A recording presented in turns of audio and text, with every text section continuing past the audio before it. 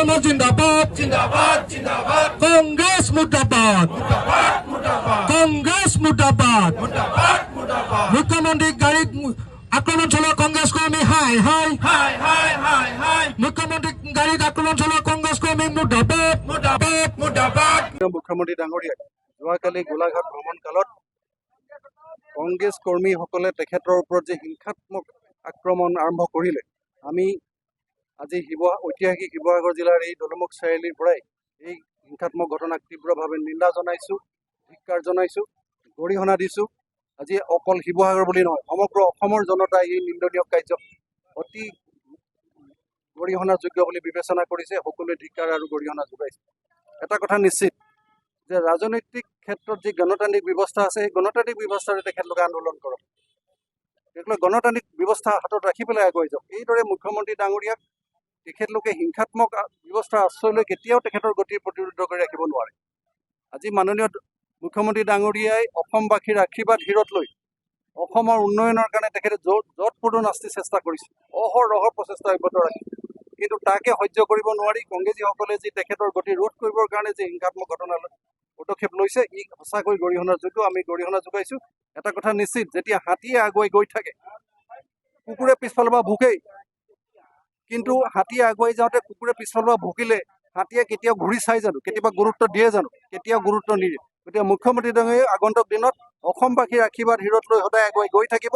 কংগ্ৰেছীসকলে পিছফালৰ পৰা যিমানেই চিঞৰ বাখৰ এই হিংসাত্মক পদক্ষেপ নলওক, তেখেতক কেতিয়াও প্ৰতিৰোধ কৰি ৰাখিব নোৱাৰে, তেখেতৰ গতি ৰোধ কৰিব নোৱাৰে, কাৰণ অসমবাসীৰ আশীৰ্বাদ তেখেতৰ হিৰত আছে।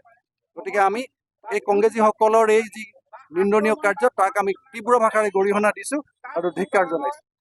ছাত্রসংঘ জিন্দাবাদ জিন্দাবাদ জিন্দাবাদ কংগ্রেস মুর্দাবাদ মুর্দাবাদ মুর্দাবাদ কংগ্রেস মুর্দাবাদ মুর্দাবাদ মুর্দাবাদ মুখ্যমন্ত্রী গাড়ীত আক্রমণ চালা কংগ্রেস কর্মী হাই হাই হাই হাই হাই হাই মুখ্যমন্ত্রী গাড়ীত আক্রমণ চালা কংগ্রেস কর্মী মুৰ্দাবাদ মুৰ্দাবাদ মুৰ্দাবাদ মুখ্যমন্ত্ৰী ডাঙৰীয়াক যোৱাকালি গোলাঘাট ভ্ৰমণ কালত কংগ্ৰেছ কৰ্মীসকলে তেখেতৰ ওপৰত যে হিংসাত্মক আক্ৰমণ আৰম্ভ কৰিলে, আমি আজি ঐতিহাসিক শিৱসাগৰ জিলাৰ এই দলমুখ চাৰিআলিৰ পৰাই এই হিংসাত্মক ঘটনাক তীব্ৰভাৱে নিন্দা জনাইছোঁ, ধিক্কাৰ জনাইছোঁ, গৰিহণা দিছোঁ।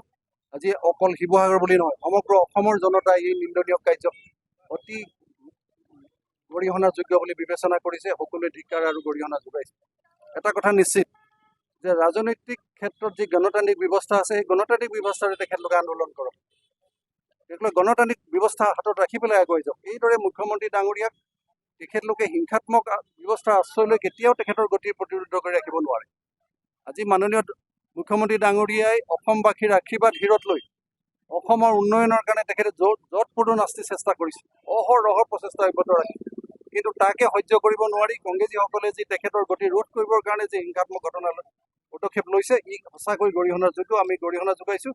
এটা কথা নিশ্চিত, যেতিয়া হাতীয়ে আগুৱাই গৈ থাকে কুকুৰে পিছফালৰ পৰা ভুকেই, কিন্তু হাতীয়ে আগুৱাই যাওঁতে কুকুৰে পিছফালৰ পৰা ভুকিলে হাতীয়ে কেতিয়াও ঘূৰি চাই জানো, কেতিয়াবা গুৰুত্ব দিয়ে জানো? কেতিয়াও গুৰুত্ব নিদিয়ে। গতিকে মুখ্যমন্ত্ৰী ডাঙৰীয়াই আগন্তুক দিনত অসমবাসীৰ আশীৰ্বাদ হিৰত লৈ সদায় আগুৱাই গৈ থাকিব।